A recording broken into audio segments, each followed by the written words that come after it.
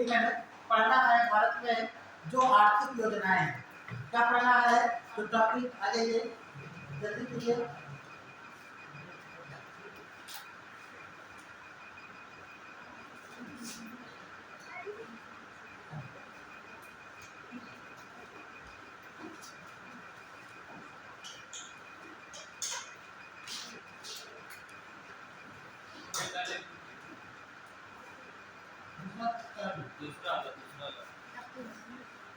इधर हाँ ये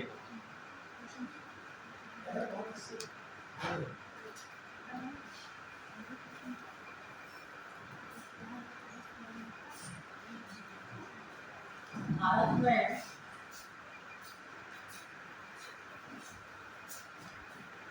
आर्थिक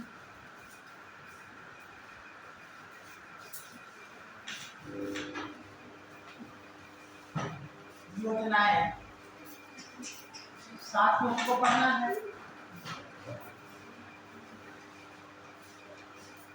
योजना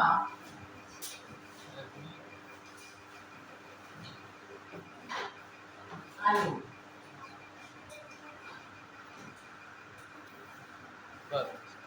योजना आयोग।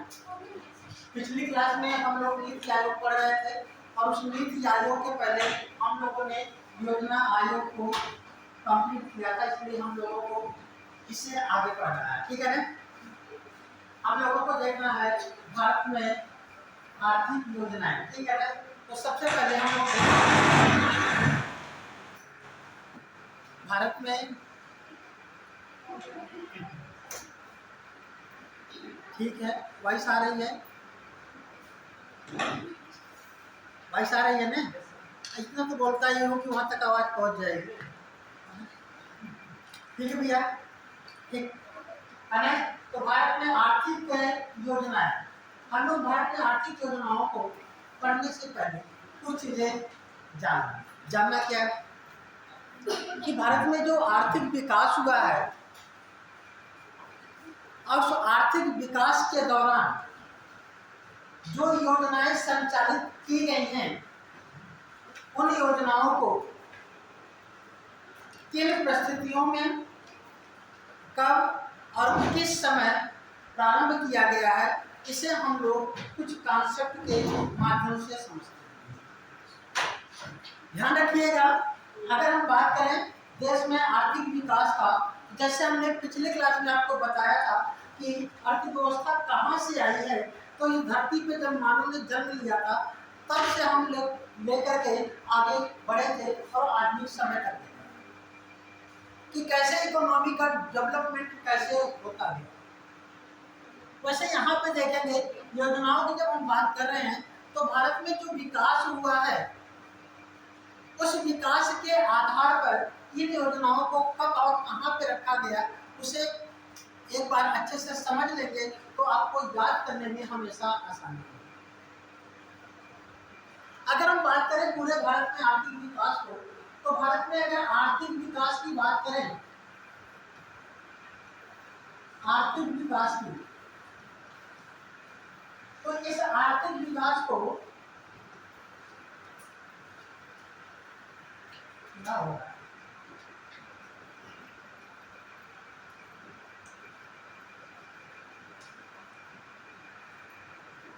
इस आर्थिक विकास को हम दो भागों में विभाजित करें, एक स्वतंत्रता के पहले और दूसरा स्वतंत्रता के बाद, है ना।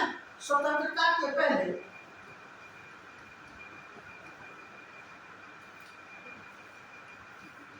के पूर्व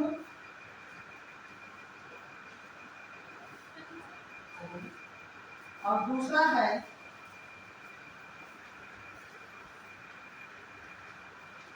स्वतंत्रता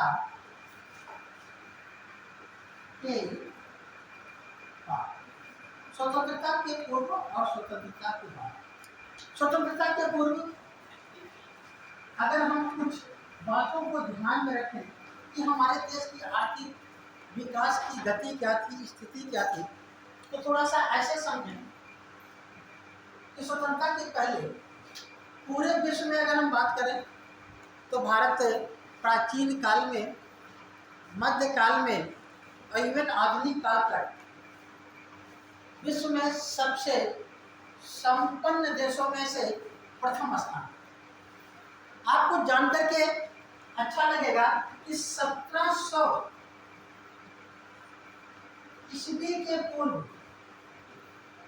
भारत की जो कुल जीडीपी थी वह विश्व में सबसे ज्यादा थी। विश्व में क्या थी? सबसे ज्यादा। लेकिन हाँ, यह 1700 की अगर स्थिति को हम देखें तो भारत का जो आप फिगर देखेंगे तो इसी भारत में बांग्लादेश भी था, पाकिस्तान भी था, अफगानिस्तान भी था, म्यांमार भी था। हमें कहने का मतलब भारत का जो स्वरूप था बहुत ही व्यापक। प्राचीन काल की अगर हम बात करें तो प्राचीन भारत में, प्राचीन काल में हम बात करें भारत की स्थिति, आर्थिक विकास की स्थिति, तो प्राचीन काल में भारत को सोने की चिड़िया कहा जाता था। क्या कहा जाता था? सोने की चिड़िया। क्यों कहा जाता था? क्योंकि भारत प्राचीन काल में बहुत ज्यादा संपन्न हुआ करता था विश्व के अन्य देशों की तुलना में। और इस संपन्नता के पीछे मुख्य कारण क्या था? भारत की जो क्लाइमेट है, भौगोलिक विविधता है। भारत अगर देखा जाए तो जलवायु की दृष्टि से भी बहुत अच्छा देश है, रिच कंट्री है। यहाँ पे गर्मी, सर्दी, बरसात सब ऋतुएं पाई जाती हैं और जब ये सब ऋतुएं होंगी तो सभी प्रकार के उत्पादन भी होंगे। भौगोलिक विविधता हमारी देश की एक बहुत ही महत्वपूर्ण विशेषता है। और इसे समझिएगा कि प्राचीन काल में इस भौगोलिक विशेषता के कारण भारत में उत्पादन खूब होता है और भारत काफी संपन्न हुआ करता था विश्व के अन्य देशों की तुलना में। इसीलिए सोने की चिड़िया कहा जाता है। और जब संपन्नता भारत में हुई तो विदेशी जो हमारे देश के अगल बगल में रहने वाले जो देश थे वे लोग क्या हुए? भारत की ओर आकृष्ट हुए और भारत में आए और भारत में व्यापार किए और यहाँ से चले गए। इसका मतलब विदेशियों का आने का क्रम भी भारत में खूब रहा। आप देखेंगे कि प्राचीन काल में भारत में विदेशियों का आगमन, कौन कौन से विदेशी आए थे, हुल आने वाले थे, कौन कौन से इतिहास पढ़ेंगे आप लोग। फिर इसके बाद आप प्राचीन काल के बाद मध्यकाल में देखिए तो मध्यकाल आते आते भारत की संपन्नता भारत के अगल बगल के देशों में और भी ज्यादा विस्तारित हुई।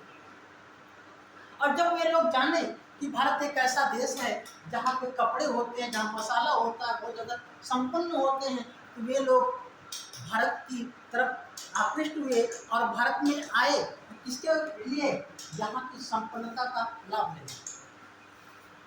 ऐसे में जो अरब कंट्री के लोग थे, अरब कंट्री में सबसे ज़्यादा गरीबी थी क्योंकि वहाँ का पूरा रेगिस्तान था। लेकिन आज अरब कंट्री सबसे ज़्यादा रिच कंट्रियों में है। क्यों? क्योंकि आधुनिक काल में वहाँ पे पेट्रोलियम के भंडार पाए गए और इसकी वजह से वे लोग क्या है? काफी संपन्न हो गए उसी पेट्रोल को क्या है? बेचकर। और उनके यहाँ पानी की बड़ी किल्लत होती है।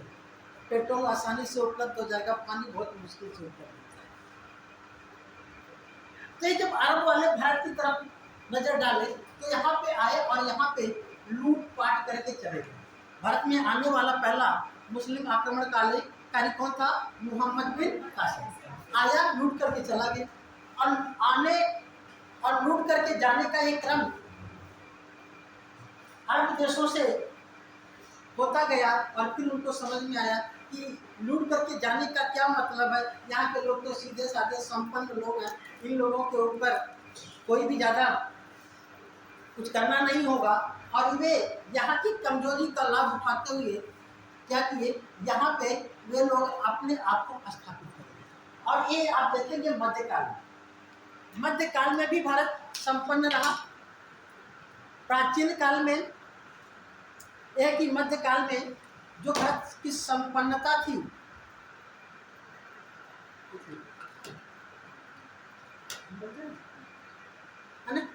मध्यकाल में जो भारत की संपन्नता थी वो बहुत ज़्यादा प्रभावित नहीं हुई। क्यों?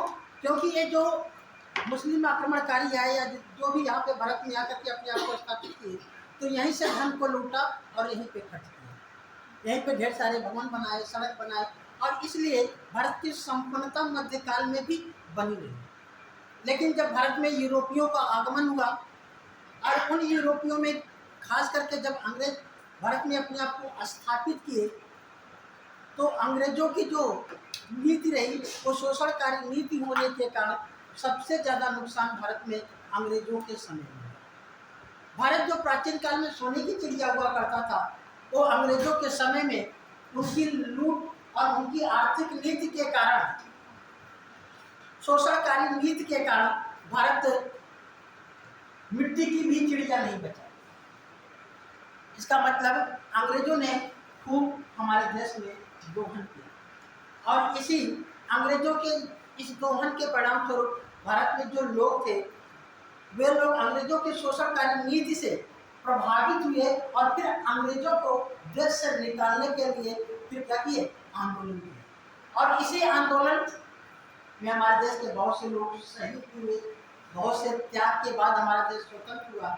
लेकिन इसी क्रम में आप लोग देखेंगे कि अंग्रेजों के समय में जो हमारे देश में आर्थिक विकास के लिए जो प्रयास किया गया, उसकी शुरुआत कहाँ पे हुई, ठीक है ना। तो ध्यान रखिएगा, तो ये अंग्रेजों के समय में हमारे देश में जो आर्थिक विकास की शुरुआत होती है, वो सबसे पहले हम लोग देखेंगे 1934 में।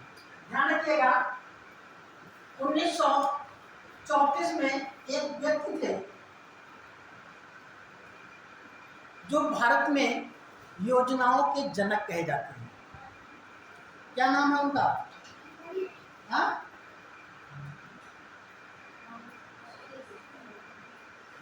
वो पेशे से एक इंजीनियर थे, एम विश्वेश्वरैया। क्या थे? एम विश्वेश्वरैया को भारत में आयोजन का जनक कहा जाता है। इस लीजिएगा, एम विश्वेश्वरैया को क्या कहा जाता है? भारत में आयोजन का जनक कहा जाता है। महत्वपूर्ण बात है, ठीक है ना। और इनकी पुस्तक का नाम था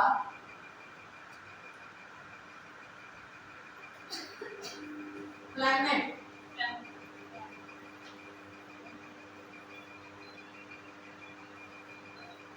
इकोनॉमी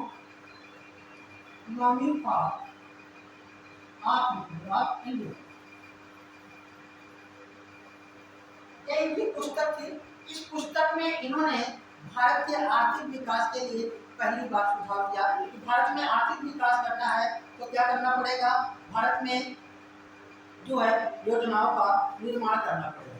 तो एम विश्वेश्वरैया ने सबसे पहले भारत में आर्थिक विकास के लिए ये सुझाव दिया था, ठीक है ना। इनकी पुस्तक थी प्लैनेट इकोनॉमी ऑफ इंडिया, ठीक है ना, या फॉर इंडिया का आपने फॉर इंडिया, ठीक है ना, फॉर इंडिया। ध्यान रखिएगा, एम विश्वेश्वरैया के बाद क्या हुआ, इसके बाद लिखिएगा, पॉइंट करते हुए नोट करते हुए चलिएगा। फिर 1938 में भारत में आर्थिक विकास हेतु, कब? 1938 में भारत में आर्थिक विकास हेतु पंडित जवाहरलाल नेहरू की अध्यक्षता में, पंडित जवाहरलाल नेहरू की अध्यक्षता में राष्ट्रीय आयोजन समिति, कौन सी समिति बेटा? राष्ट्रीय आयोजन समिति, राष्ट्रीय आयोजन समिति का गठन किया गया।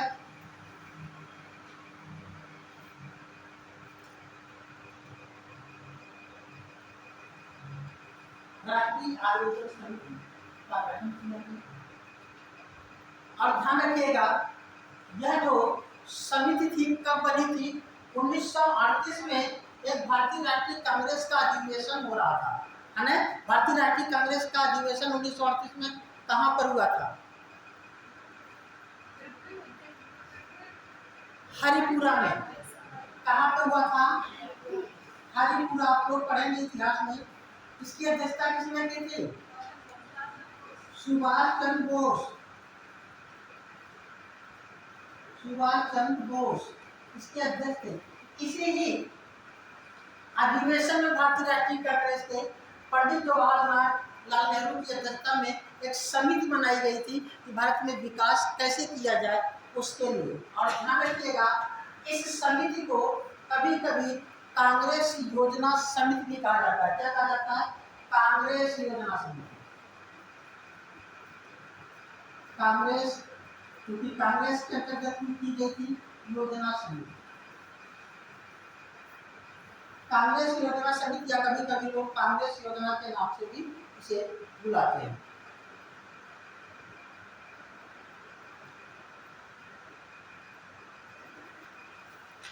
ठीक है। फिर क्या हुआ? समय बीतता गया और इसी समय 1939 में एक योजना आयोग ना कह सकते, ऐसे लिखिएगा। देखिए 1939 में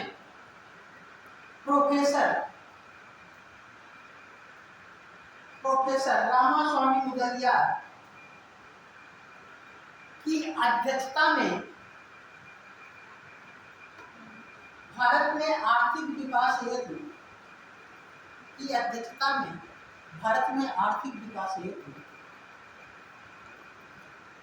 एक आयोग का गठन किया गया। आयोग, विकास के लिए एक आयोग बनाया गया।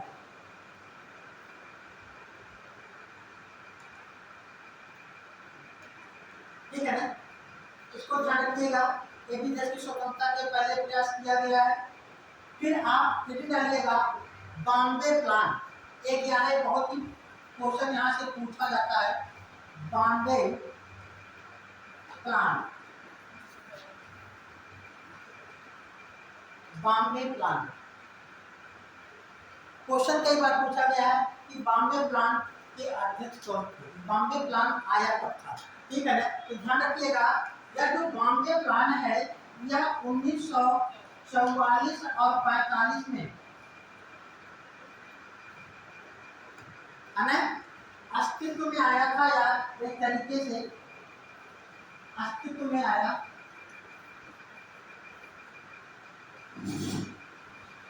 एक था क्या? ध्यान रखिएगा, ये जो बॉम्बे प्लान है यह मुंबई के 8 उद्योगपति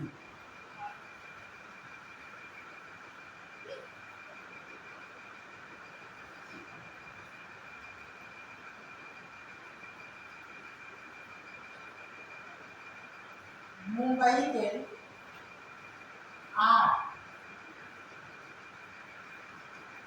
उद्योगपतियों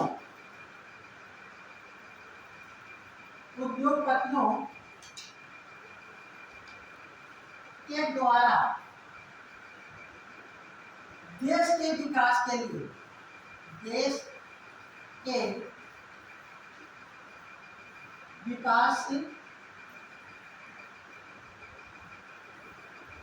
लिए एक योजना बनाई गई।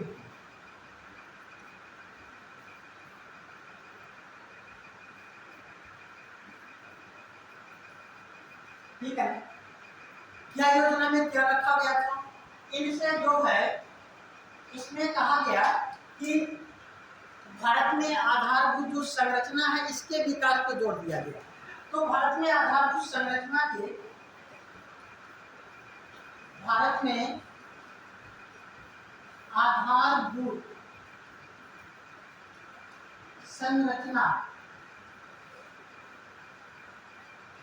विकास हेतु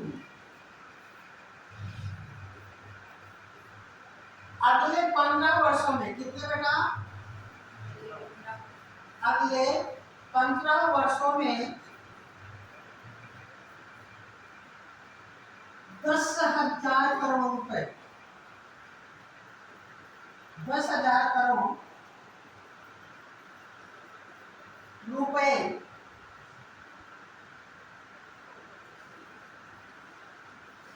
ये निवेश का लक्ष्य रखा गया था।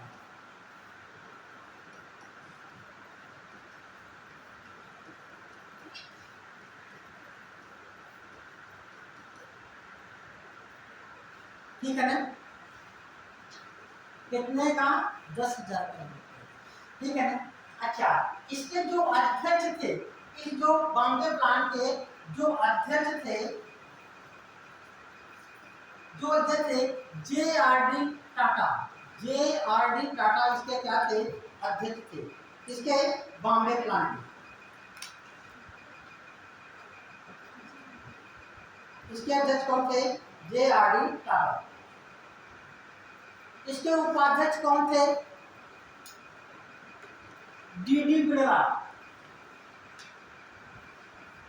जे.आर.डी. टाटा अध्यक्ष और उपाध्यक्ष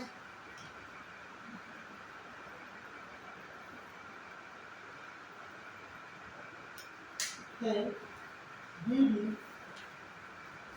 बिड़ला।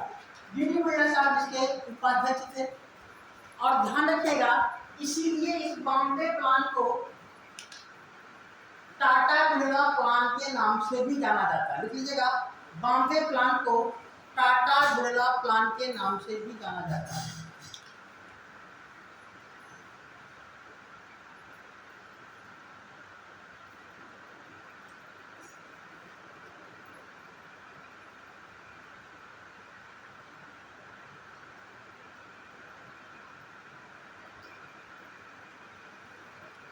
टाटा बिड़ला प्लांट के नाम से भी जाना जाता है।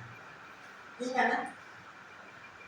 अब इसके पूरे प्लान के लेखक जो पूरा का पूरा इसको तैयार किया था, जो अध्यक्ष के उपाध्यक्ष थे और 8 और भी सदस्य थे, सब लोग मिलकर के 8 लोग जो तत्वों के द्वारा तैयार किया गया था। इसके जो लेखक थे इस पूरे प्लान के, ठीक है ना, इसके लेखक थे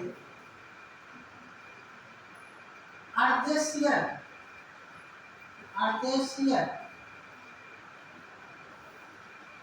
दलाल।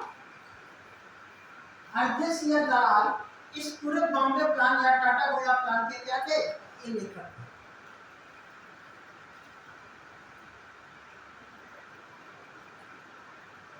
ठीक है ना?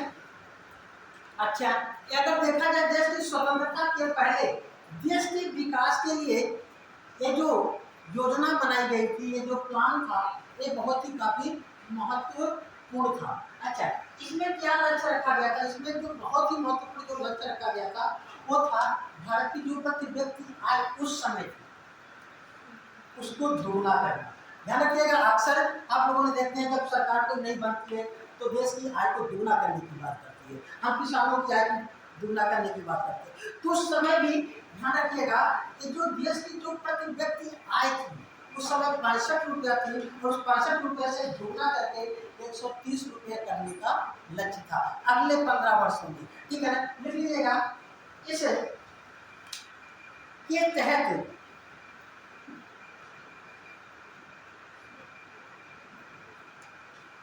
अगले 15 वर्षों में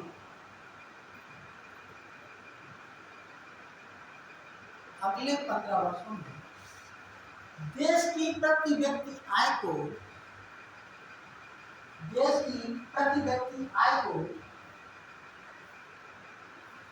65 रुपए से बढ़ाकर कितना?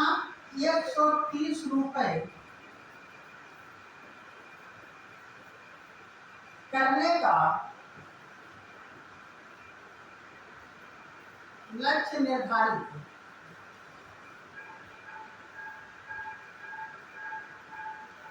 किया गया।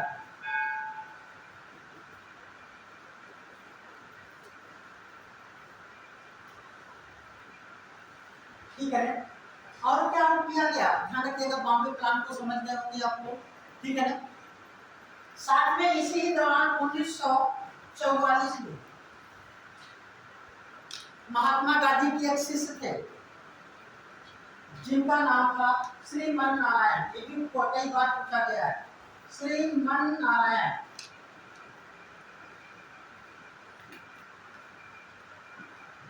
श्रीमन नारायण इन्होंने भी एक योजना तैयार की थी, ठीक है ना, जिसे गांधीवादी योजना के नाम से कहा जाता है, ठीक है ना, ने एक है ना योजना तैयार की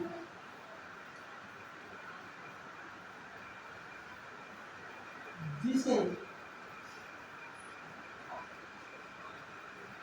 गांधीवादी योजना या गांधी प्लान कहा जाता है। क्या कहता है, कहा जाता है गांधी प्लान।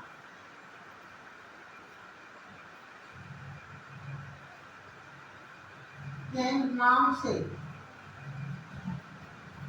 जाना जाता है। अच्छा, गांधीवादी प्लान क्या था? महात्मा गांधी का विचार जो था, महात्मा गांधी का विचार था कि अगर देश का विकास करना है, भारत का विकास करना है, तो क्या करना होगा? ग्रामीण क्षेत्र का विकास करना होगा। किसका विकास करना होगा? ग्रामीण। और इनका ध्यान रखिएगा, इन्होंने अपनी बातों में हमेशा कहा कि देश का विकास करना है तो भारत का विकास करना है। उनका भारत से आशय, ठीक है ना, भारत से आशय ग्रामीण क्षेत्र से था। इससे ग्रामीण क्षेत्र, ठीक है ना, भारत और इंडिया, और इंडिया का आशय क्या होता है? शहरी क्षेत्र है, दोनों देश में ही, ठीक है। तो इन्होंने कहा कि भारत का विकास करना होगा। क्यों? क्योंकि उस समय अगर हम बात करें तो उस समय के दौर में लगभग 90% जो आबादी रही होगी वो कहाँ पे रही होगी? ग्रामीण क्षेत्र में। शहरी क्षेत्रों की आबादी बहुत कम थी। तो अगर देश का विकास करना है तो उस क्षेत्र पर फोकस करना होगा ना जहाँ पे आबादी ज्यादा है, उनका जीवन स्तर ऊंचा करना होगा ना। तो इसलिए महात्मा गांधी ने हमेशा ग्रामीण क्षेत्रों के विकास पर जोर दिया। और ध्यान रखिएगा, ग्रामीण क्षेत्रों में छोटे छोटे रोजगार उपलब्ध कराने के लिए एक अपनी योजनाओं में प्राथमिकता दी। छोटे छोटे जो है रोजगार, ये बड़े उद्योग की बात नहीं करते थे महात्मा गांधी। महात्मा गांधी कुटीर उद्योग की बात करते थे। किसकी बात? कुटीर उद्योग। इनका उद्देश्य था कि हमारे देश में कुटीर उद्योगों का विकास होना चाहिए। ध्यान रखिएगा। अच्छा, कुटीर उद्योग कौन किसे कहते हैं, कौन बताएगा? Cottage industry. हाँ बताओ।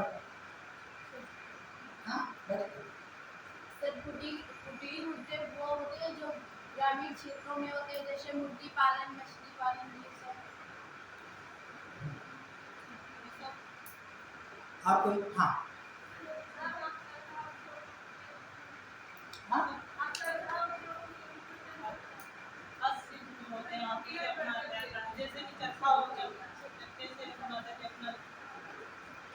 और कोई? कैटेज इंडस्ट्री से कहते हैं, कैटेज कुटीर उद्योग, ठीक है ना। सूक्ष्म उद्योग होते हैं, माइक्रो इंडस्ट्री, लघु उद्योग, स्मॉल इंडस्ट्री, मीडियम इंडस्ट्री, मध्यम उद्योग, भारी उद्योग। उद्योगों को कई भागों में डिवाइड किया गया। बहरहाल जब हम लोग इंडस्ट्री को पढ़ेंगे वहाँ पे देखेंगे इसमें क्या अंतर होता है। ध्यान रखिएगा, कुटीर उद्योग वे उद्योग कहलाते हैं जिस कार्य में घर के ही लोग शामिल होते हैं, और ऐसे उद्योगों में वेतन भोगी नहीं होता है, अनुपस्थित होता है। ध्यान रखिएगा, कुटीर उद्योग में क्या होता है? वह कार्य, वह उद्योग जिसमें घर के लोग शामिल होते हैं कुटीर उद्योग कहलाता है। इसमें वेतन भोगी नहीं होता है। जबकि सूक्ष्म उद्योगों में क्या होगा? इसमें घर के लोग शामिल हो भी सकते हैं, नहीं भी हो सकते हैं, उसमें वेतन भोगी होगा। स्मॉल उद्योग, मध्यम उद्योग, इसके क्या है डिवीजन के लिए एक कैटेगरिया बनाया गया है। उसको हम लोग जब इंडस्ट्री को पढ़ेंगे तो वहाँ पे हम लोग बात करेंगे। तो इनका जो विचार था किसके विकास के लिए? कुटीर उद्योगों पर जोर दे रहे थे, ठीक है ना। तो ध्यान रखिएगा। बहरहाल तो महात्मा गांधी का एक प्रयास था। अगला लिख लीजिएगा, अगला पॉइंट।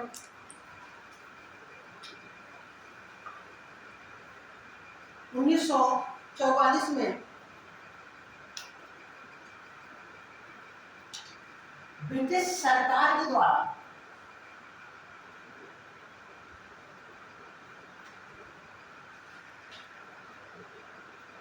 1944 में ब्रिटिश सरकार के द्वारा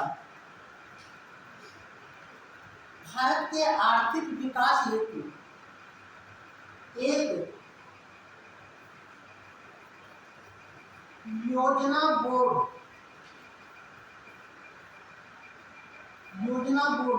का गठन किया गया था। किसने किया था? ब्रिटिश सरकार ने। ध्यान रखिएगा, उस समय ब्रिटिश सरकार के ऊपर दबाव बन रहा था। भारत के विकास के लिए क्या कर रहे हैं? केवल शोषण कर रहे हैं।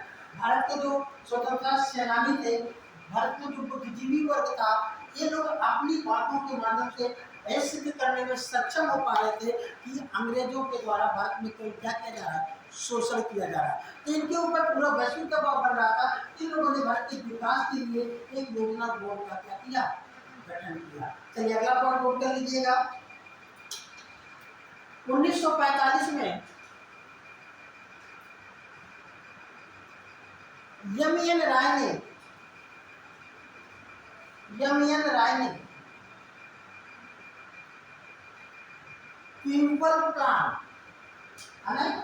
पीपल प्लान को तैयार किया। पीपल प्लान, अच्छा ये वही एम.एन. राय हैं जिन्होंने कहा था भारत का एक संविधान होगा और वह संविधान भारतीयों के द्वारा निर्मित किया जाएगा।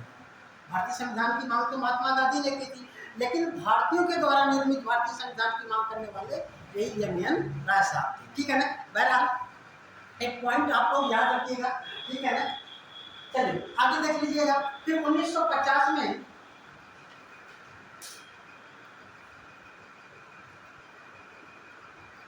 जयप्रकाश नारायण के द्वारा बिहार के रहने वाले सर्वोदय प्लान, खूब क्वेश्चन पूछा गया है। सर्वोदय प्लान किसने तैयार किया था? सर्वोदय प्लान को तैयार किया गया। सर्वोदय प्लान जयप्रकाश नारायण के द्वारा एक तैयार किया गया। ठीक है ना? और फिर ध्यान रखिएगा, इसके बाद इसके मतलब 1950 के पहले ही हमारा देश स्वतंत्र हो गया था और 1950 में फिर क्या हुआ?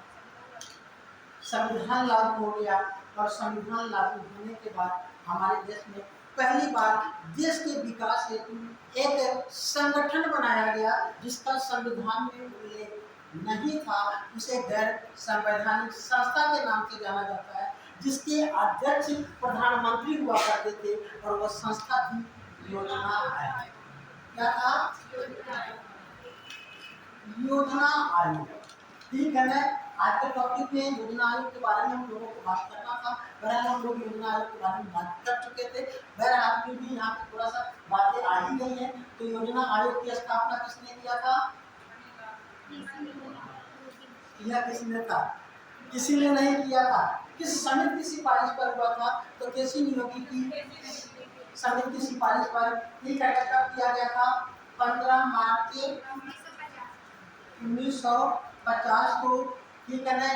इस संस्था का प्रधान अध्यक्ष प्रधानमंत्री होता है, इसलिए प्रधानमंत्री उस समय पंडित जवाहरलाल नेहरू थे। तो पंडित जवाहरलाल नेहरू की अध्यक्षता में यह संस्था अस्तित्व में आई। हमने बताया था इसका एक उपाध्यक्ष होता था। ठीक है ना? जो गुलजारी लाल नंदा के प्रथम उपाध्यक्ष। इसके कई सदस्य होते थे जो विभिन्न प्रधानमंत्रियों के कार्यकाल में कम या अधिक हुआ करते थे। और फिर यह योजना आयोग क्या करता था? देश के विकास के लिए पंचवर्षीय योजनाओं का निर्माण करता था। और वो पंचवर्षीय योजनाएं, ध्यान रखिएगा, ये 1951 से चलती है और हमारे देश में 2017 तक हमारे देश का जो विकास रहा वो क्या है? इस विकास में महत्वपूर्ण भूमिका योजना आयोग की थी। और यह विकास इस दौरान जो होता रहा वह योजना आयोग की नीतियों के द्वारा होता रहा। और वे नीतियाँ थी पंचवर्षीय योजना। क्या थी? पंचवर्षीय। और इसके बाद 2015 में ही क्या आ गया था? नीति आयोग आ गया था, जिसके बारे में भी हम लोगों ने संक्षिप्त बातें की थी। नीति आयोग की स्थापना क्यों की गई थी, संक्षेप में हमने पिछली क्लास में बताया था, ठीक है ना। क्योंकि योजना आयोग में बहुत ढेर सारी ऐसी विसंगतियां देखी जा रही थी, जो आलोचना का वो पात्र बना हुआ था, उसको सुधार करते हुए जो है हमारे देश के प्रधानमंत्री श्री नरेंद्र मोदी जी के द्वारा क्या किया गया, जो है योजना आयोग के स्थान पर नीति आयोग की स्थापना की गई थी, ठीक है ना।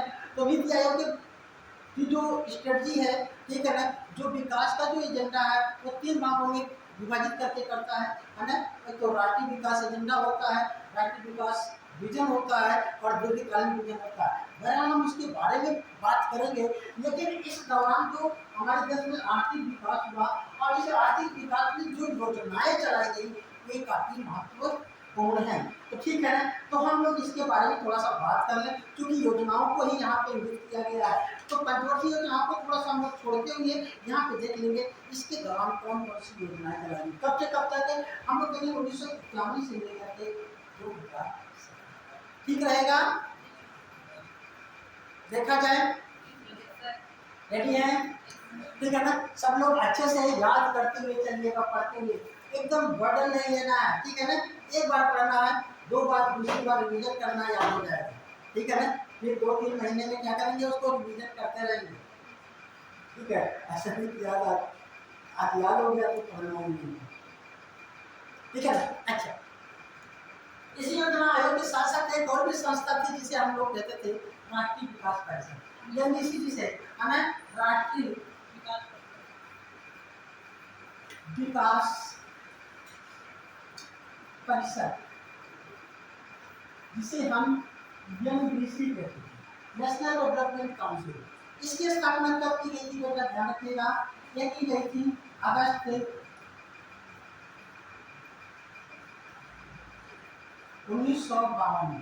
ध्यान रखिएगा, ये क्या करता था, ध्यान से थोड़ा सा योजना आयोग और राष्ट्रीय विकास परिषद में ध्यान रखिएगा, क्या समानता है, क्या असमानता है, इसकी आवश्यकता क्यों पड़ी। दरअसल में योजना आयोग देश के विकास के लिए कंट्रोवर्सी योजनाओं का निर्माण करेगा। और ध्यान रखिएगा, हमने पहले भी बताया था कि हमारे देश में भौगोलिक विविधता पाई जाती है। अब इसी भौगोलिक विविधता के कारण, सामाजिक विविधता के कारण, सांस्कृतिक विविधता के कारण हमें क्षेत्रीय प्रशासन की भी आवश्यकता महसूस होती है। इसलिए हमारे संविधान में एक केंद्रीय व्यवस्था, केंद्रीय प्रशासन है, और दूसरा क्या है, क्षेत्रीय, जिसे हम लोग राज्य के रूप में देते हैं ना। तो क्षेत्र के विकास की जिम्मेदारी मुख्य रूप से किसकी है, राज्य की है, और जो केंद्र के स्तर पर पूरे देश में जो जिम्मेदारी है वो किसकी है, केंद्र की है। तो एक दिल्ली में बैठ करके देश के विभिन्न क्षेत्रों में जहाँ विभिन्न भौगोलिक विविधताएं हैं, उनके विकास के लिए जो है योजना आयोग एक योजना को बनाता है जिसका नाम पंचवर्षीय योजना है, और उसे लागू करने के लिए फिर क्या होता है, उस पर बातें की जाती है, लोगों से विचार विमर्श किए जाते हैं, तो वो बहुत ज़्यादा डिस्प्यूटेड मामला होता है, ठीक है। इसके लिए काम किया गया 1952 में, एक बहुत ज़्यादा प्रभावी ढंग से काम कर सके, लोगों का विचार और सहमति आवश्यक है, क्योंकि मान लीजिए हमने योजना को लागू कर दिया और स्टेट से सहमति ही नहीं ली और स्टेट हमारे अगेंस्ट में है, तो क्या करेगा, सहयोग करेगा, विकास होगा, योजना सफल होगी। इसलिए एक राष्ट्रीय विकास परिषद का गठन किया गया, इसका भी चेयरमैन प्रधानमंत्री होता था, इसका कोई उपाध्यक्ष नहीं बनाया गया। सभी राज्यों के मुख्यमंत्री और केंद्र शासित प्रदेशों के प्रशासक और योजना आयोग के सदस्य इसके क्या होते थे, सदस्य। इसके क्या होते थे, सदस्य। ध्यान रखिएगा, प्रारंभ में NDC के सदस्यों में केवल राज्यों के मुख्यमंत्री हुआ करते थे, केंद्र शासित प्रदेशों के प्रशासक नहीं होते थे, क्योंकि मान लिया जाता था इसका शासन तो केंद्रीय चलता है, लेकिन स्थानीय सरकार तो वहाँ पे राज्यपाल है, प्रशासक तो है, उससे भी सहमति लेना आवश्यक होगा, और वो सहमत होगा तो वहाँ की योजना को अच्छे से क्रियान्वित किया जाएगा। तो द्वितीय प्रशासनिक सुधार आयोग, द्वितीय प्रशासनिक सुधार आयोग की जब सिफारिश आई थी, उस सिफारिश के बाद राष्ट्रीय विकास परिषद में योजना आयोग के सदस्य और जो है संघ शासित प्रदेशों के प्रशासक को राष्ट्रीय विकास परिषद में बैठने की अनुमति मिली। और एक बहुत ऐसी संस्था थी जिस पे व्यापक विचार विमर्श किया जाता था। किस पे किया जाता था? पंचवर्षीय योजनाओं पे किया जाता था और फिर उसको अनुमोदन हो जाता था, ठीक है, स्वीकृति हो जाती थी। और ध्यान रखिएगा, अंतिम रूप से पंचवर्षीय योजनाओं का जो अनुमोदन होता था, स्वीकृति होती थी, जो पास होता था, वो संसद में होता था। लेकिन संसद में प्रस्तुत करने से पहले डीसी में उसे पारित जाता था। वहां से पारित होने के बाद संसद में पारित होती थी और पूरे देश में क्या हो जाती थी? यह योजना। ध्यान रखें, योजना पहले बना लेना और फिर ऑफिस क्या मांगना, उस पर सुझाव मांगना, ये बहुत ज़्यादा अच्छा नहीं था। इसलिए कहा जा रहा था कि योजना बनने से पहले क्षेत्रीय लोगों की सहभागिता वहाँ पर होनी चाहिए। और इसी सुधार को देखते हुए, ठीक है ना, जो नीति आयोग का स्थापना का मुख्य उद्देश्य है सहकारी संघवाद को बढ़ाना। सहकारी संघवाद का मतलब जो हमारा संघ है वो और भी ज़्यादा यूनाइटेड हो जाए। इसका मतलब उसकी मजबूती देने के लिए क्या किया गया? हमें नीति आयोग लाना पड़ा। और नीति आयोग का कॉन्सेप्ट ये इसी तरह का है कि सहकारी संघवाद को मजबूती दिया जाए। आप ध्यान रखिएगा, अब जो काम योजना आयोग करता था, अब वही काम नीति आयोग करता है, लेकिन उसके और इसके दोनों के स्ट्रक्चर में थोड़ा सा अंतर है। ध्यान रखिएगा, जो नीति आयोग है वह पूर्णतः थिंक टैंक का काम करती है, सलाहकारी संस्था है। क्या है? सलाहकारी। वो सलाह देती है कि ऐसा होना चाहिए। उसकी बातों को जरूर नहीं सरकार मान ले, लेकिन हाँ, सरकार के द्वारा ही स्थापित है। क्योंकि नीति आयोग में जितने भी पदाधिकारी हैं वो किसके द्वारा नियुक्त किए जाते हैं? प्रधानमंत्री के द्वारा। ध्यान रखिएगा, प्रधानमंत्री नीति आयोग का क्या होता है? अध्यक्ष होता है। उसके उपाध्यक्ष, उसके CEO, उसके और भी जो सदस्य हैं उनकी नियुक्ति कौन करता है? प्रधानमंत्री करता है। इसका मतलब वो सभी प्रधानमंत्री के दिशा निर्देशों के अनुसार काम करें।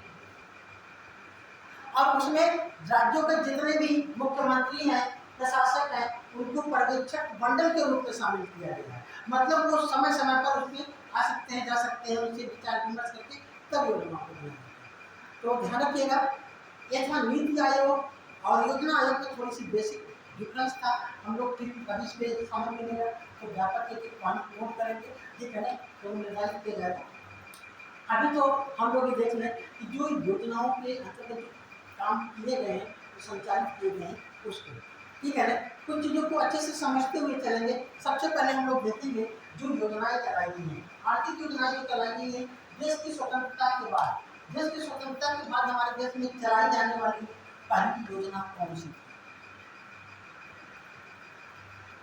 देश की स्वतंत्रता के बाद भारत के विकास के लिए चलाई जाने वाली पहली योजना, पंचवर्षीय योजना को 5 साल तो एक योजना है।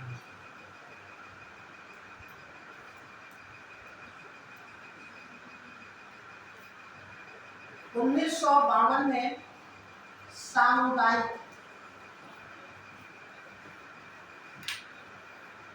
सामुदायिक विकास कार्यक्रम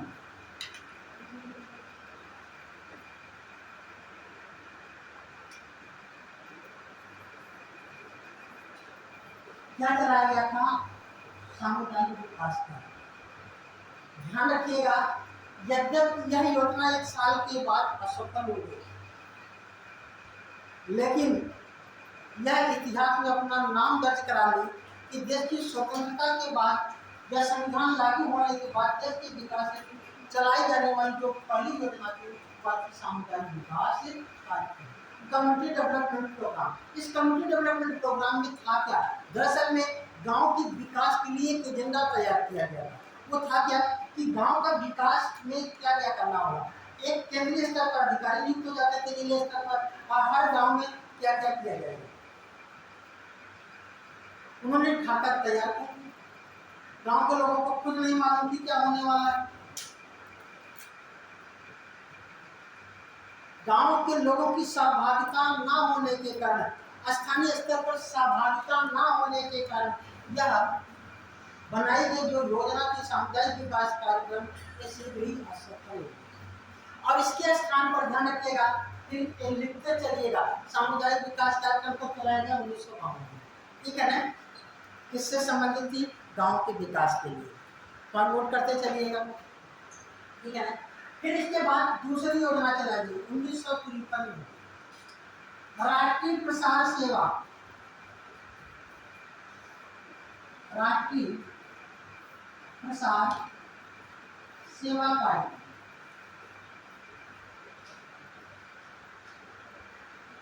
राष्ट्रीय प्रसार सेवा कार्यक्रम ये भी देश के विकास से संबंधित था, लेकिन यह भी योजना क्या हो गई? असफल हो गई। ये भी बहुत ज्यादा प्रभावी ढंग से लागू नहीं हो पाई और ये भी असफल हो। इन दोनों की असफलता के बाद सरकार को इस बात पर विचार करना पड़ा कि आखिर में देश का विकास कैसे किया जाए। इसके लिए उन्होंने एक समिति का गठन किया। कब? 1957 में। इन योजनाओं के असफलता पर विचार करने के लिए समिति का गठन किया और उस समिति के जो अध्यक्ष थे वे थे बलवंत राय मेहता। बलवंत राय मेहता समिति के अध्यक्ष थे और इनसे कहा गया कि भाई भारत में ये आर्थिक विकास कैसे किया जाए, आप उसके सुझाव दीजिए। कब किया गया? जब ये दोनों योजनाएं क्या हो गई सरकार की। ये बलवंत राय मेहता साहब ने, ठीक है, अपनी रिपोर्ट दी। कब दिया अपनी रिपोर्ट? 1958 में। और रिपोर्ट में कहते क्या है? कहते हैं अगर देश का विकास करना है, ग्रामीण क्षेत्र का विकास करना है, तो एक काम करना होगा। तो क्या करना होगा? पंचायत का गठन, या यहीं से कहा पंचायत का गठन या पंचायती राज व्यवस्था। पंचायती राज व्यवस्था, पंचायती राज व्यवस्था की स्थापना करनी होगी। हर गांव में पहले पंचायत बनना चाहिए। अच्छा, पंचायत क्या करेगा? आज भी ध्यान रखिएगा, आज भी देश के विकास में जो पंचायत की भूमिका है वो बहुत ही महत्वपूर्ण है। ध्यान रखें, आपके गांव में अगर कोई भी काम होता है, वो काम का होता है जो ग्राम सभा के सदस्य होते हैं, ठीक है ना। ग्राम सभा में सदस्य कौन होते हैं? जितने भी वोट, जिनका वोटर लिस्ट में नाम होता है, वो सभी ग्राम सभा के क्या होते हैं? सदस्य होते हैं। लेकिन जब चुनाव होता है तो उसमें जो है ग्राम प्रधान बनता है और कुछ अलग अलग वार्ड होते हैं, उस वार्डों के सदस्य, वार्डों के सदस्य और ग्राम प्रधान मिलकर के एक तीसरे स्तर की सरकार बनाते हैं, जिसे तीसरी सरकार कहा जाता है। और एक पूरा उनकी भूमिका प्रधान की में प्रधानमंत्री की भांति होती है। और जो सदस्य होते हैं वे मंत्रिमंडल की तरीके से काम करते हैं। ये लोग क्या करते हैं? सुझाव देते हैं कि गाँव में पहले प्राथमिकता क्या है, और वे लोग बना करके पूरा अपलोड करते हैं, इसमें ऑनलाइन अपलोड करते हैं और फिर उसके लिए प्राथमिकताओं को ध्यान में रखते हुए फिर धक्का हम करते हैं। कोई भी ग्राम प्रधान किसी भी उस योजना को के लिए पैसा नहीं खर्च कर सकता जो कि ऑनलाइन पोर्टल को उसमें डाली। आप प्रधान बने, आपको कब हमारे गाँव में खंडा बिछा दीजिए, हमारे घर तक आगे पड़ेंगे, वो नहीं कर पाएंगे। हाँ, ऑनलाइन पोर्टल पर डाल दीजिए, यहाँ पे पंजाब जो है बिछाना प्रस्तावित है तो बिछवा सकते हैं। वो प्राथमिक, मतलब सब काम प्राथमिकता के आधार पर। तो ध्यान रखिएगा, इन्होंने कहा पंचायती राज की व्यवस्था करनी पड़ेगी और पंचायत का स्वरूप काफी ऐसा होना चाहिए त्रिस्तरीय पंचायत का। ऐसा पंचायत त्रिस्तरीय। ये पंचायत जो बनेगा त्रिस्तरीय। पहला स्तर इन्होंने कहा ग्राम स्तर पर। क्या होगा? ग्राम पंचायत, ठीक है। ग्राम स्तर पर क्या होगा बेटा? ग्राम पंचायत। दूसरे स्तर पर इनका क्षेत्र स्तर पर, क्षेत्र पर स्तर पर क्षेत्रीय या जिसे हम कहते हैं ब्लॉक पंचायत। और हम लोग इसको देख सकते हैं, ब्लॉक का जो पंचायत का जो मुखिया होता है ब्लॉक प्रमुख के नाम से जाता है। और तीसरे स्तर पर कहा कि क्या होना चाहिए, जिला पंचायत। क्या होना चाहिए, जिला। और सहयोग से ध्यान रखिएगा, हमारे देश के अधिकांश क्षेत्रों में जो पंचायती राज व्यवस्था को स्वीकार किया गया है, ये 3 स्तर पर स्वीकार किया गया है। ऐसे भी कुछ क्षेत्रों में 4 स्तर की पंचायत बनाया गया है, कुछ क्षेत्रों में 2 स्तर की भी पंचायत है, ठीक है ना। इसीलिए इस बलवंत राय मेहता साहब को पंचायती राज व्यवस्था का शिल्पीकार कहा जाता है, मुख्य शिल्पीकार। इसको भी नोट कर लीजिएगा बैठ है ना। हमें किसको, बलवंत राय मेहता।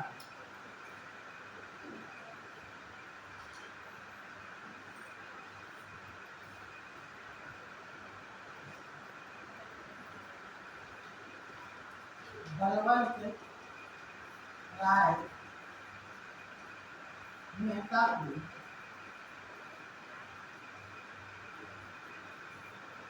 पंचायती राज व्यवस्था का मुख्य शिल्पीकार कहा जाता है।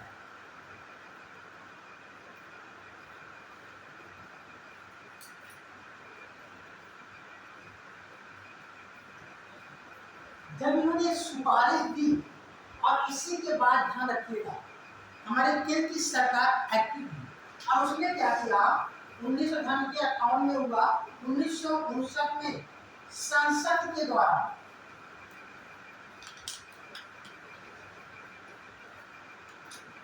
पंचायती राज अधिनियम पर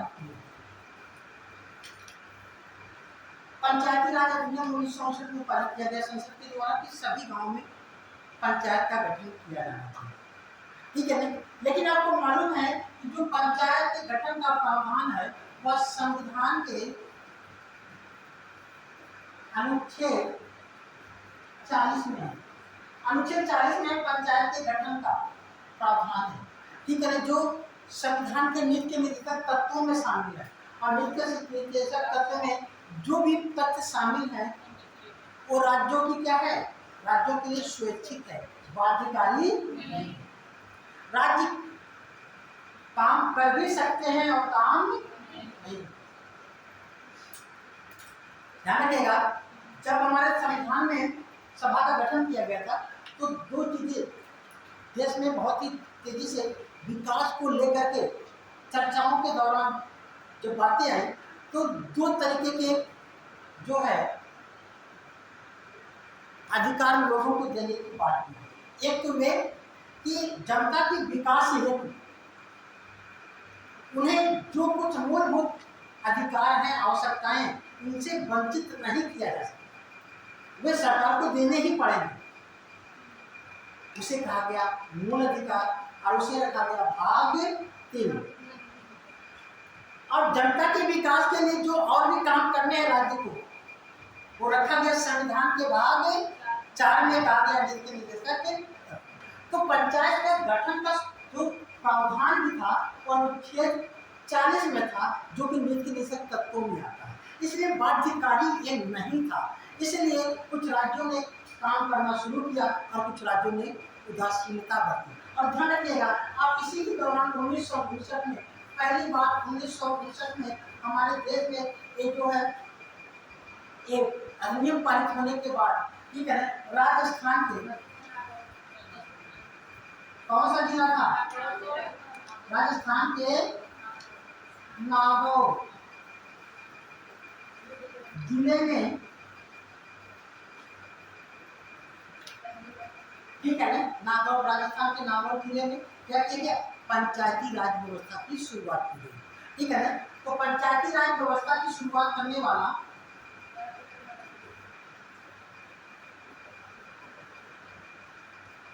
व्यवस्था की शुरुआत करने वाला पहला राज्य, प्रथम राज्य कौन था बेटा, राजस्थान। राजस्थान, राजस्थान के नागौर जिले में किया गया था। और पूरे राज्य के स्तर पर पंचायती राज व्यवस्था की शुरुआत कब की गई थी? राज्य स्तर पर। किस राज्य में किया गया? आंध्र प्रदेश। ठीक है ना? तो राज्य स्तर पर पंचायती राज की शुरुआत, राज्य स्तर पर तो क्या होगा? आंध्र प्रदेश। राज्य स्तर पर आंध्र प्रदेश, और केवल एक जिले में शुरुआत करने वाला कौन है? राजस्थान। तो ध्यान रखिएगा, राज्य स्तर पर भी पंचायती राज व्यवस्था की शुरुआत करने वाला पहला राज्य तो आंध्र प्रदेश हो जाएगा। ठीक है ना? जबकि शुरुआत करने वाला केवल कौन होगा? राजस्थान। दोनों में अंतर यह है कि राजस्थान में एक जिले में शुरू किया गया था, जबकि आंध्र प्रदेश के सभी जिलों में किया गया था। ठीक है ना? राजस्थान। ठीक है, फिर ये समय बीतता गया और ध्यान रखिएगा 1961 आता है, 62 आता है ना? और 62 में हमारा देश किसी एक देश के साथ युद्ध में उलझ जाता है। वो देश था चीन। क्या था? चीन। और इसके बाद फिर 1965 में भी हमारा देश एक देश से उलझता है युद्ध में, पाकिस्तान से। युद्ध समाप्त होता है और हमारे देश में इस युद्ध के कारण बहुत ज़्यादा भुखमरी फैल जाती है पहले की। और फिर 1965 में मार्च 1965 में 65 या 66 कह लीजिए, मार्च 1966 में भारत में हरित क्रांति की शुरुआत हुई। इसकी शुरुआत हरित क्रांति, हम लोगों का मतलब हरित क्रांति से ही है।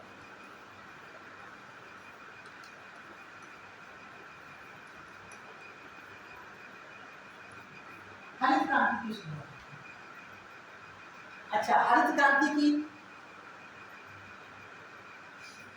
शुरुआत कहाँ से होती है भारत में?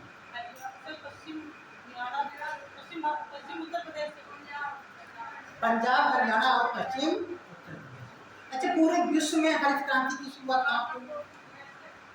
सर वहाँ विश्व में सर मेक्सिको में, अमेरिका के मेक्सिको। ध्यान रखिएगा, नॉर्मल विश्व में हरित क्रांति की शुरुआत सबसे पहले अमेरिका में। कहाँ पे? अमेरिका। कब हुई थी? 1960। और हमारे देश में 5 साल बाद। और हरित क्रांति का जगह किसे कहा जाता है? नॉर्मन बोरलाग को कहा जाता है। एक थे कहाँ के? नॉर्मन बोरलाग मैक्सिको के निवासी। और उसी मैक्सिको में आज भी अंतरराष्ट्रीय गेहूं अनुसंधान संस्थान है। अंतरराष्ट्रीय गेहूं अनुसंधान संस्थान कहाँ पे है? मैक्सिको में है। अंतरराष्ट्रीय चावल अनुसंधान संस्थान कहाँ पे है? मनीला, फिलीपींस में। और गेहूं अनुसंधान संस्थान कहाँ पे? मैक्सिको में। और ध्यान रखिएगा कि मैक्सिको में के रहने वाले थे और बहुत बड़े वैज्ञानिक थे। उन्होंने मैक्सिको की सरकार से कहा होगा कि हमको सपोर्ट कीजिए, हम कुछ और भी इनोवेशन करना चाहते हैं। शायद सरकार की तरफ से उनको बहुत ज़्यादा वो सपोर्ट नहीं मिला होगा। और अमेरिका तो वैसे ही लोगों को देखता रहता है, जहाँ पर टैलेंट है उसको अपनी तरफ खूब ऑफर कर देता है। और अमेरिका भी उनको ऑफर करता है और कहता है आप आइए हमारे देश में, हम आपको ये जो है सब सुविधाएं उपलब्ध कराएंगे, है ना, आप यहाँ पर रिसर्च कीजिए। और फिर अमेरिका पहुँचते हैं और अमेरिका में वहाँ पे रिसर्च करते हैं। और रिसर्च करने के बाद कुछ ऐसी प्रजातियों को वहाँ पे लाते हैं गेहूँ की, जिससे कि अमेरिका में खाद्यान्न का उत्पादन कई गुना बढ़ जाता है। और इसी को ही वहाँ पे ग्रीन रेवोल्यूशन शब्द के नाम से बोला है। ग्रीन रेवोल्यूशन कहाँ? एक चीज़ें और भी क्वेश्चन पूछा जाता है, हरित क्रांति शब्द का प्रयोग सबसे पहले किस व्यक्ति ने किया था? हरित क्रांति शब्द का, हरित क्रांति शब्द का सबसे पहले प्रयोग विलियम बैग ने किया था। विलियम बैग, ध्यान रखिएगा, विलियम बैग ने ग्रीन रेवोल्यूशन शब्द की बात की थी, जिसका हिंदी में अर्थ होता है हरित क्रांति। तो हरित क्रांति शब्द का प्रयोग करने वाले व्यक्ति थे विलियम बैग, जो अमेरिका के थे। और हरित क्रांति का जनक किसे कहा जाता है? नॉर्मन बोर्लाग को कहा जाता है। हरित क्रांति बीच में सबसे पहले आई कहाँ पे? वहाँ पे आई अमेरिका में। कहाँ पे आई? अमेरिका में। और फिर और ध्यान रखिएगा, इसी जब वहाँ पे हरित क्रांति अपना उत्पादन बढ़ा रही थी अमेरिका में, उस समय भारत क्या हो रहा था? भारत में खाद्यान्न की कमी हुई थी। भारत में जो है भारत दो देशों से युद्ध लड़ रहा था और फिर युद्ध समाप्त होने के बाद भारत में भूखमरी फैल गई और फिर भारत के जो प्रधानमंत्री थे वे नॉर्मन बोरलॉग को आमंत्रित करते हैं कि हमारे देश आइए और कुछ कीजिए। और नॉर्मन बोरलॉग साहब आते हैं भारत में और बहुत अच्छे व्यक्ति थे। ध्यान रखिएगा, उनको शांति का नोबेल पुरस्कार भी दिया गया था इसीलिए क्योंकि उन्होंने बहुत अपने ही देश के लिए नहीं अन्य देशों के लिए भी काम करने की कोशिश किया। भारत आते हैं, भारत के बारे में नहीं जानते हैं। भारत के उस समय एक अर्थशास्त्री थे जिनका नाम था M S Swaminathan. M S Swaminathan को लेकर के पूरे भारत का दौरा करते हैं और देखते हैं कि भारत में कहाँ पर खाद्यान्न का उत्पादन बढ़ाया जा सकता है। खाद्यान्न के उत्पादन को बढ़ाने के लिए आवश्यकता किसकी है? अच्छी भूमि हो, सिंचाई की व्यवस्था हो और वहाँ पे अच्छी उन्नत किस्मों का प्रयोग किया जाए, उत्पादन बढ़ जाएगा। तो जो है जो क्षेत्र का चयन किया गया वो था पंजाब, हरियाणा और पश्चिमी उत्तर प्रदेश। इसी क्षेत्र में क्या किया गया? हरित क्रांति के लिए चुना गया और वहाँ पे बुआई की गई और देखते ही देखते भारत में भी खूब खाद्यान्न का उत्पादन हुआ। अच्छा, हरित क्रांति में कितनी फसलें शामिल थी? गेहूं, चावल, कितनी थी? Number of crops?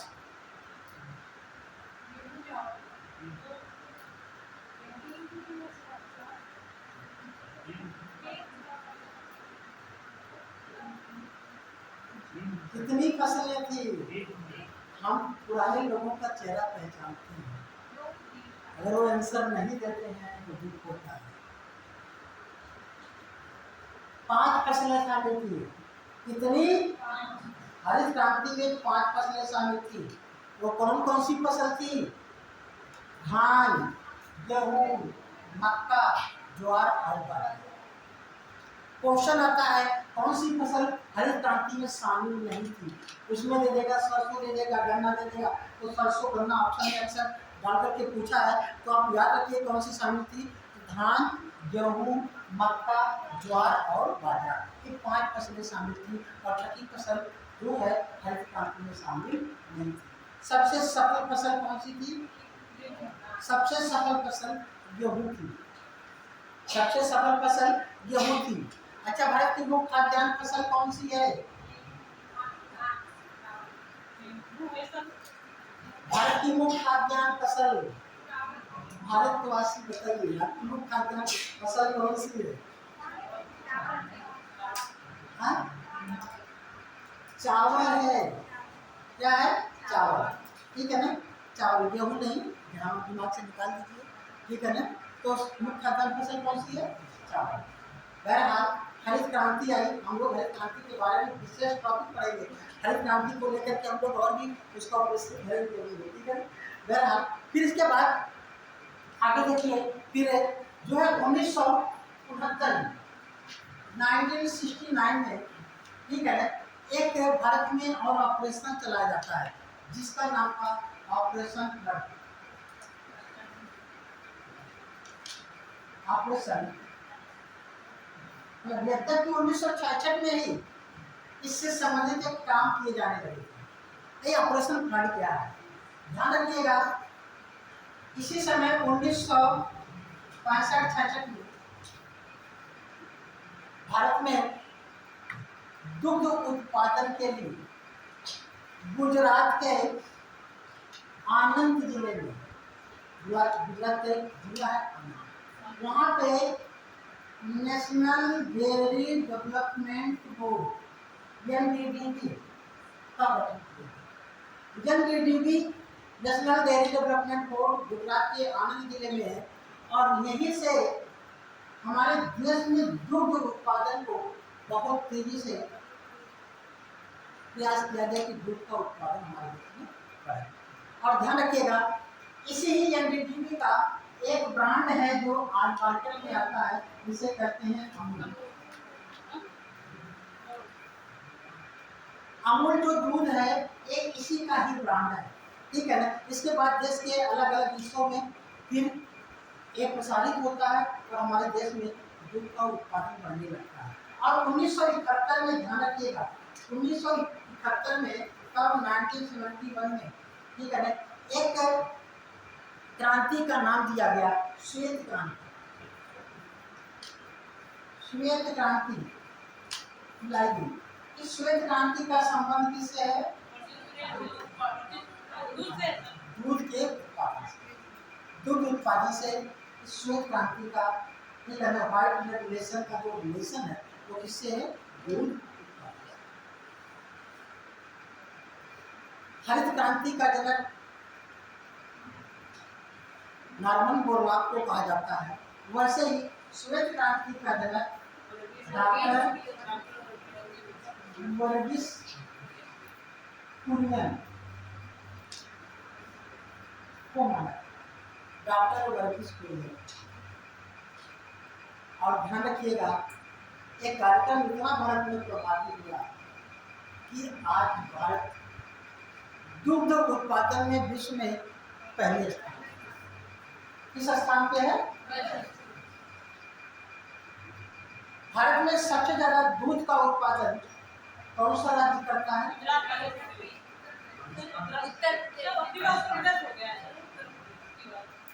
कौन करता है? उत्तर प्रदेश। ठीक है ना, बड़ा जिला है, ठीक है ना। उत्तर प्रदेश में सबसे ज्यादा दूध का,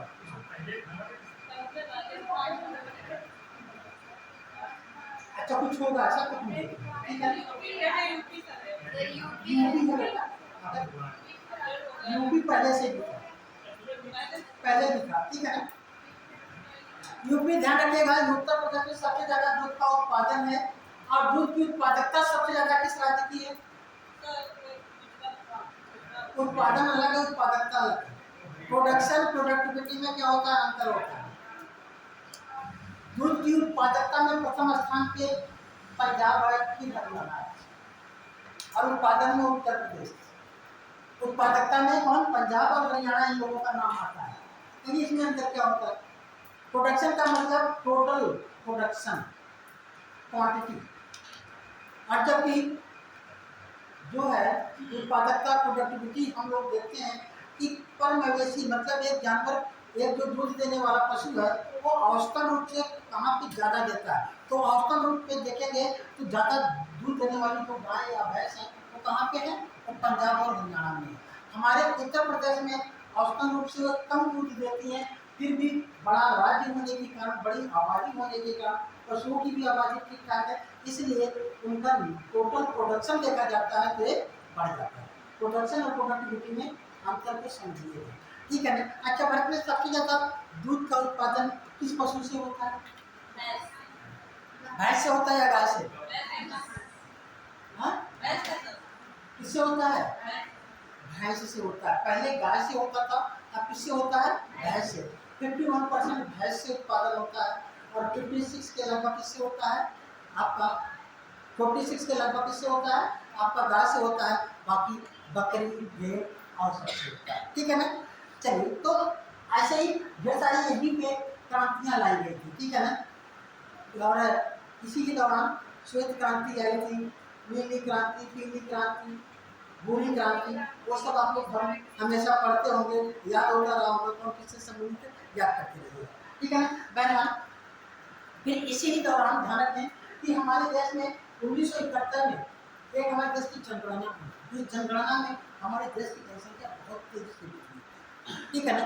शायद 1971 की जो जनगणना है, इसमें जो जनसंख्या की वृद्धि थी वह उसके पहले जितने भी जनगणना हुई उनमें सबसे ज़्यादा थी, और उसके बाद भी जितनी भी जनगणनाएं हुई उन सब में सबसे ज़्यादा जनसंख्या की वृद्धि दर 1971 में।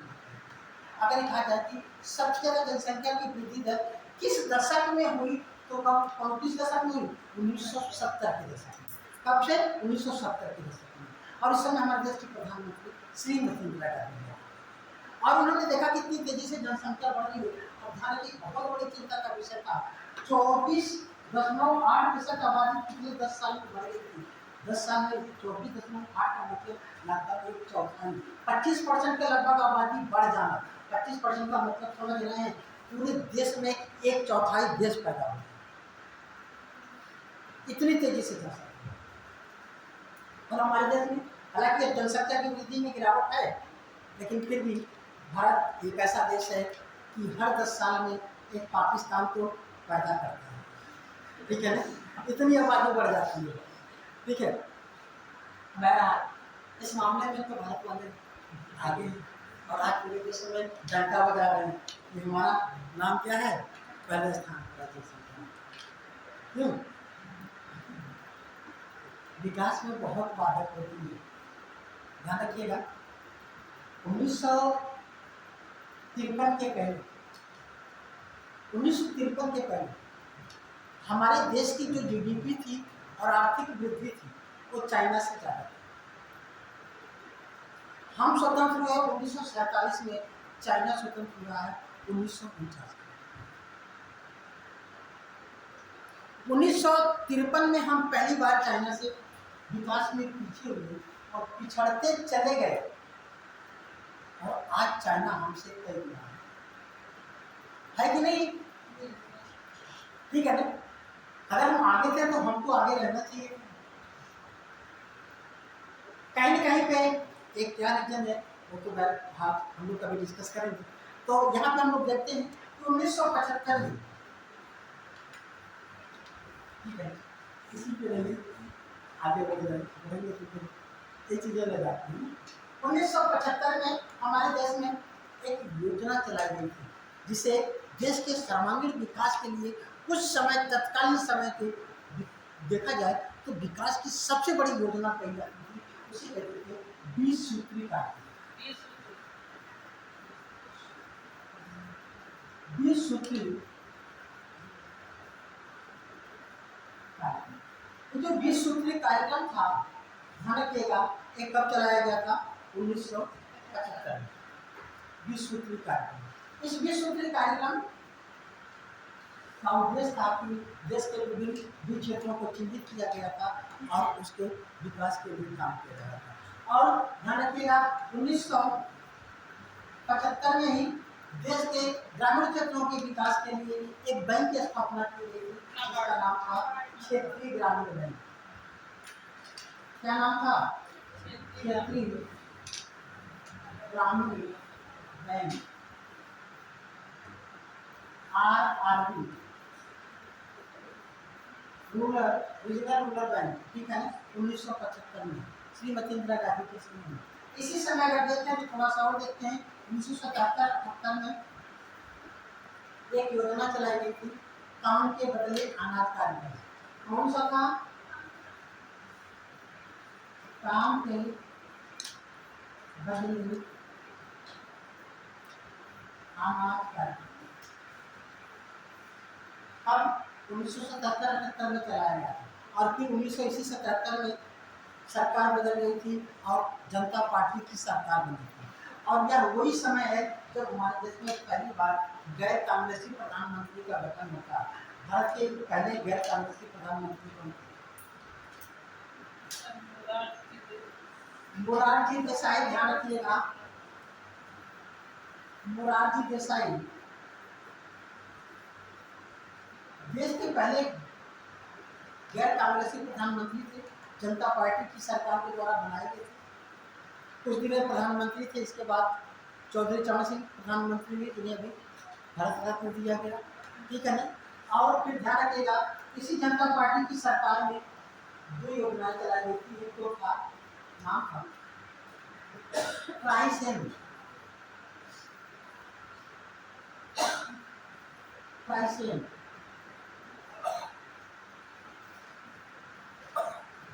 ट्राइसेम को चलाया गया था 1900, ठीक है ना, 1969 जनता पार्टी की सरकार के द्वारा 1970। ध्यान रखिएगा, ट्राइसेम आज भी पूछता है ट्राइसेम कार्यक्रम कब चलाया गया था। और एक बार क्वेश्चन पूछा है, इस ट्राइसेम कार्यक्रम में किस आयु वर्ग के लोगों को शामिल किया गया? ये है क्या? ध्यान रखिएगा, इसका फुल फॉर्म होता है training for rural youth self employment. क्या होता है? Training for rural youth self employment division, TRYSEM भी कहा जाता है। 1929 में सेवन सॉरी 1900 ठीक है 1979 में ठीक है ना ट्राइसेम कार्यक्रम चला गया था और उसी समय एक और कार्यक्रम चला गया था। अच्छा तो ध्यान रखिएगा महत्वपूर्ण यह महत्वपूर्ण इसलिए है कि ग्रामीण भारत में ग्रामीण लोगों को समर्पित देश की पहली योजना लीजिएगा ग्रामीण लोगों को समर्पित देश की पहली योजना कौन थी ट्राइसेम ग्रामीण लोगों को समर्पित देश की कैसी योजना थी पहली योजना ठीक है ना 1979 में चलाई गई थी। फिर अगर हम बात करें इसी समय 1979 में अनवरत विकास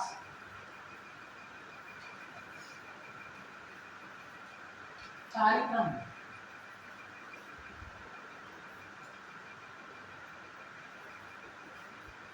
अनवरत विकास कार्यक्रम चलाया ठीक है ना रोलिंग प्लान जिसे कहते हैं क्या कहते हैं रोलिंग प्लान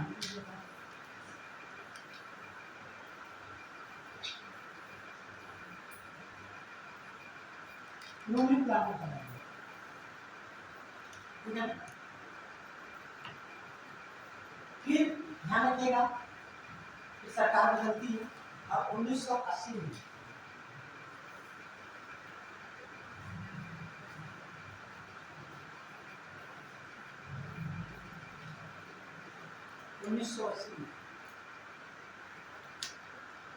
ठीक है ये वो दौर है जब इंदिरा गांधी से प्रधानमंत्री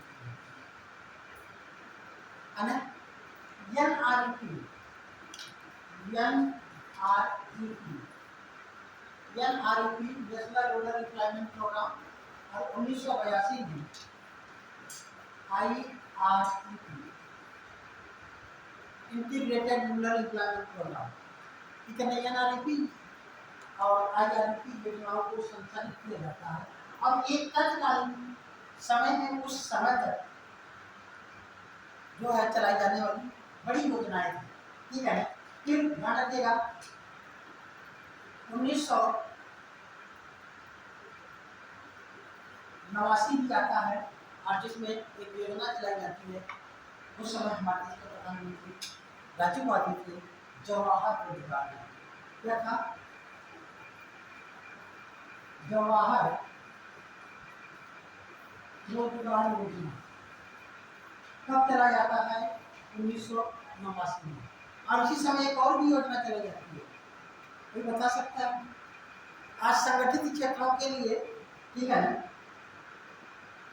एक कोष की स्थापना की जाती है ठीक है ना लिख लीजिएगा इसी समय असंगठित क्षेत्रों के लिए एक सामाजिक सुरक्षा कोष की स्थापना की जाती है सामाजिक सुरक्षा कोष बनाया जाता है कि समाज के लोगों की सुरक्षित किया जाएगा ठीक है ना कोष बनता है और एक कोष आगे चल करके ठीक है ना एक योजना के रूप में ध्यान रखिएगा ठीक है ना 1989 बाद 90 से 91 तक बहुत आर्थिक उथल पुथल था क्यों था छोड़ देते हैं आगे हम लोग पढ़ लेते हैं 1991 में भारत में नई आर्थिक नीति का परिवर्तन हुआ और 1992 में एक योजना चलाई गई थी जिसका नाम था सामाजिक सहायता कार्यक्रम सामाजिक सहायता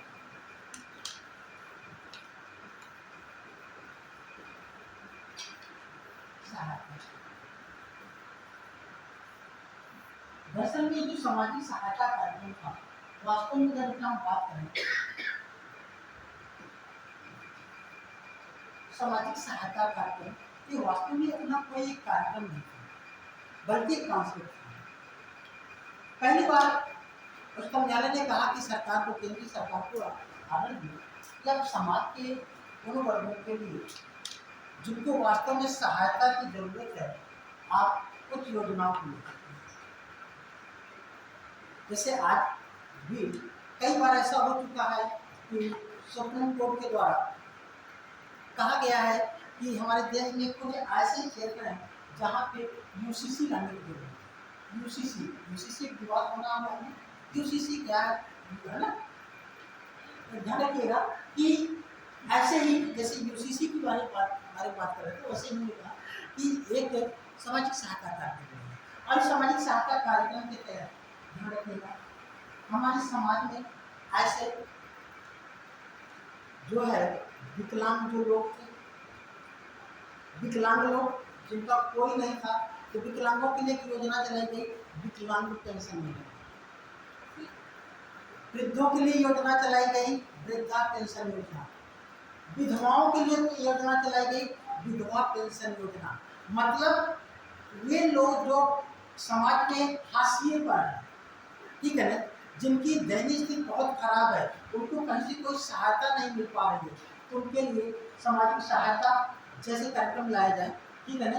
तो इसी के तहत सब योजनाएं चलाई गई थी। और ध्यान रखिएगा 1995 में, ठीक है ना, इसी के तहत आया था, ठीक है ना, जो गरीब लोगों के बच्चे थे जो स्कूलों से वंचित हो जाया करते थे, ठीक है ना, मिड डे मील योजना, मध्याह्न भोजन योजना, मध्याह्न भोजन योजना, ठीक है ना। एक कब से कब, 1915 को संचालित किया गया था, 15 अगस्त 1995 को। और इसी समय एक और भी योजना चली थी, इंदिरा गांधी राष्ट्रीय वृद्धा पेंशन योजना। आज जो वृद्धा पेंशन योजना है वही है ना, इंदिरा गांधी वृद्धा पेंशन योजना की शुरुआत की जाती है, वृद्धा पेंशन योजना, ठीक है। फिर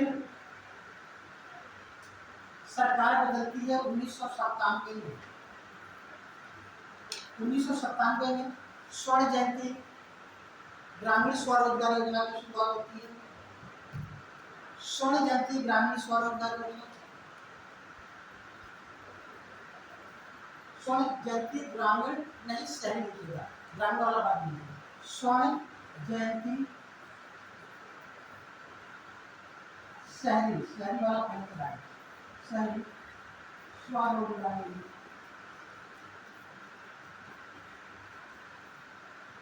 और फिर 1999 में स्वर्ण जयंती ग्रामीण स्वरोजगार योजना।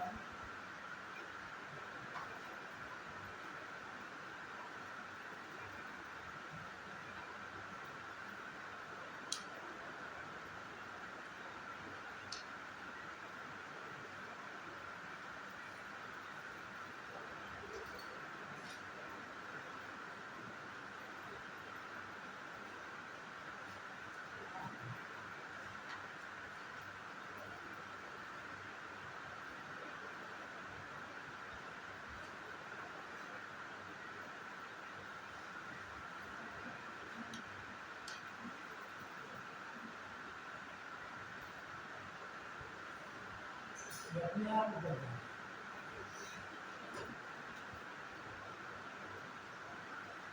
ठीक है ना। फिर 1999 में ही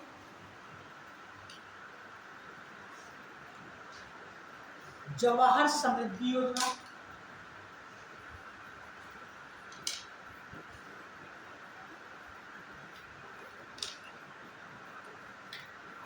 जवाहर समृद्धि योजना 2000 में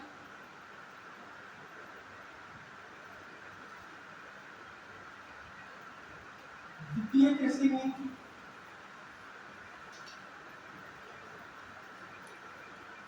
अच्छा पहले कृषि नीति कब लाई गई थी? 1991 में पहले कृषि नीति, द्वितीय कृषि नीति लाई गई। 2001 में सर्व शिक्षा अभियान,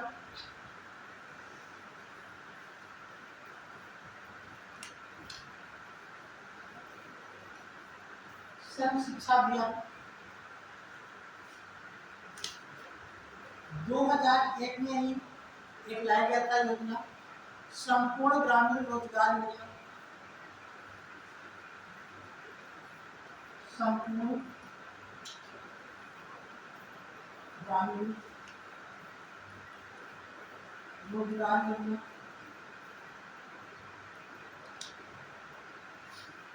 2005 में काम के बदले अनाज कार्यक्रम की पुनः शुरुआत। काम के बदले अनाज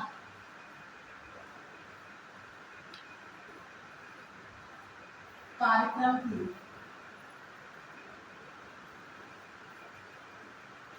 पुनः शुरुआत कब? 2005 में। और ध्यान रखिएगा 2006 में नरेगा कार्यक्रम की शुरुआत।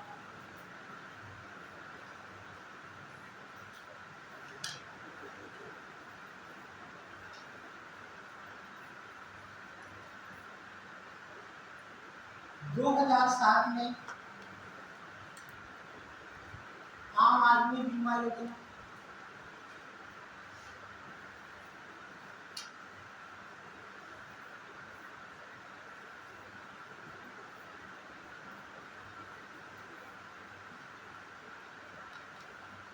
2008 में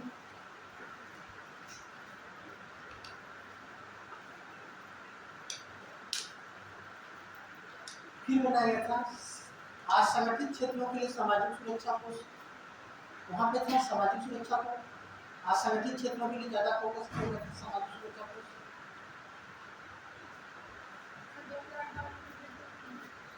फिर 2011 में 8 में सामाजिक सुरक्षा कोष।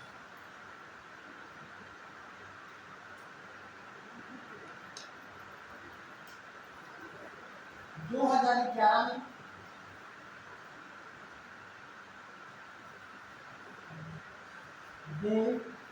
NRLM। 2013 में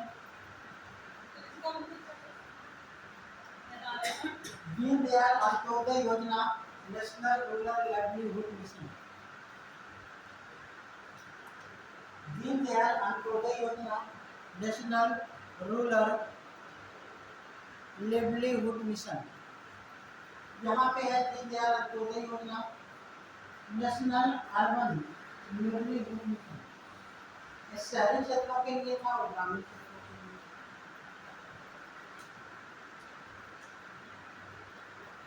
2014 में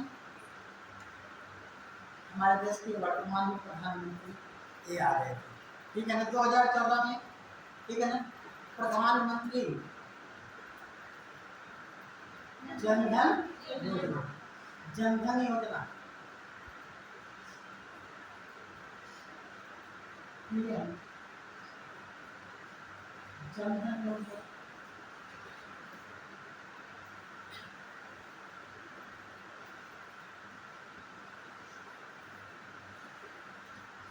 दो 2015 में बेटी बचाओ और बेटी पढ़ाओ। 22 जनवरी 2015 को, 22 जनवरी 2015 को क्या, बेटी बचाओ और बेटी पढ़ाओ। और एक और भी योजना चलाई गई थी, सुकन्या समृद्धि योजना।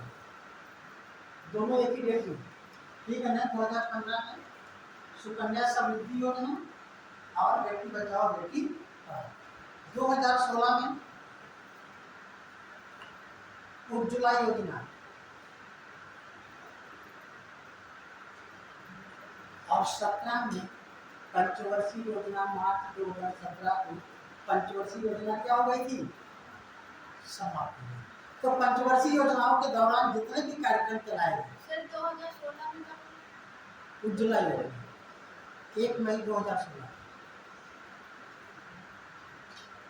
तो समझ में आया? किसी को कुछ पूछना है, कुछ भी, कोई डाउट? सर काफी चीजें वहाँ पे ऊपर के बाद अपनी जो योजना कार्यक्रम बताया है, काफी चीज इसके प्रोसेसर जैसे कि बेगों का राष्ट्रीय किया गया और काफी जो नाबार्ड की स्थापना हुई और तो जो उदारीकरण जो 1991 में सर ये टॉपिक के अनुसार, समय के अनुसार उसको बांधना पड़ता है। जब हम आएंगे कृषि के बारे में तो नाबार्ड की बात करेंगे, जब हम आएंगे बैंकों के बारे में तो बैंक की बात करेंगे, बैंकों के विकास में, तो फिर से हम उन चीज़ों को देखेंगे। तब हम बहुत सी देखेंगे कि जो है बैंकों का विकास का क्रम कैसे कैसे कब क्या है, ठीक है ना, वो सब बताए जाएंगे अध्याय के साथ, ठीक है।